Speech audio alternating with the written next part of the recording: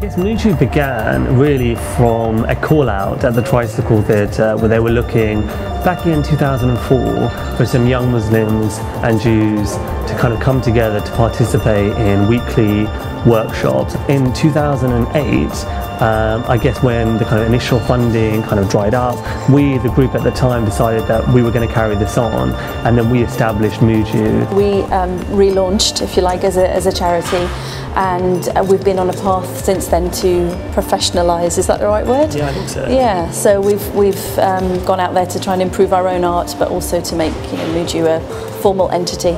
In terms of professionalising, that's been about improving our skills base as writers, as directors, as devisers, and then being able to pass those skills on to the rest of our group and also to our second group that we now have. I think it's important to build relationships between different religions because it sounds like a cliche, but it does break down barriers, and that in turn increases understanding. Theatre can provide what we call a safe space to discuss some of those issues, and you can also use things that aren't available to you on a more serious platform. You can use humour and drama or physical theatre or whatever it is, and that can often diffuse tension in an issue. We never start from a point of talking. It's always from a point of like creating something or getting up on our feet, like devising something, and we feel that process, it creates kind of a context of trust and honesty that allows for real friendships to develop.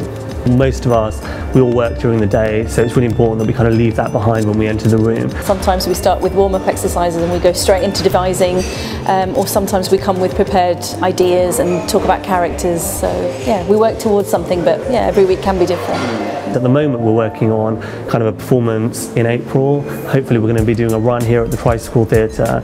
So at the moment it's kind of a lot of devising, lots of different ideas around kind of topics that we feel very passionate about. So at the moment it's about things like the riots and voter apathy and all the things that have kind of happened this year. A big milestone was extreme prevention. It was a big show which we did last year, 2010, and as Yasmeen said, humour, comedy is often a really good way to kind of expose certain issues. So we did this sketch show called Extreme Prevention, and it was taking lots of different, taking our inspiration from real characters, real events, real things that had happened, and yeah, it was probably one of our best pieces of work in terms of, we sold out here at the Tricycle. We got some really good reviews. We took the show to Brighton for the festival there. And something like that can really sort of push boundaries because we were taking the government sort of preventing extremism policy as a starting point, but we actually looked at all forms of the word extremism and extremist behaviour.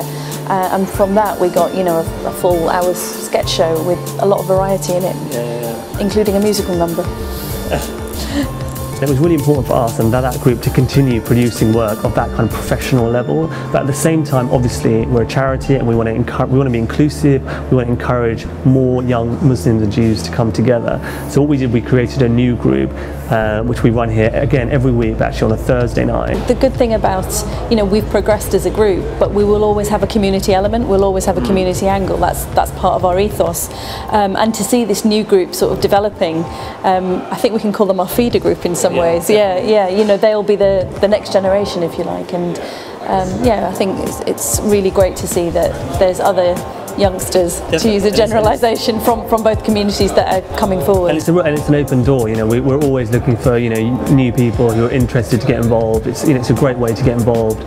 No pressure, just kind of see if you like it, really.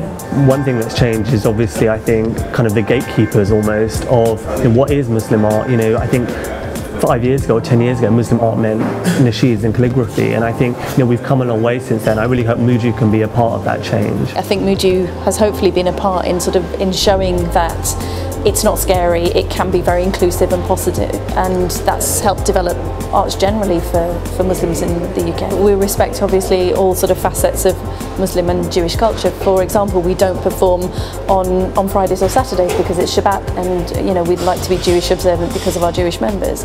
But yeah, as you say, for people who want to come along and think, but will I have to, what if there's a scene that's like this? That there's no sort of compromises on that score. Yeah. if MUJU is going to kind of keep moving forward, it has to be satisfying the ambitions of the people in the group. And for that to happen, I guess it has to always be kind of raising its game. And that's the real challenge for us.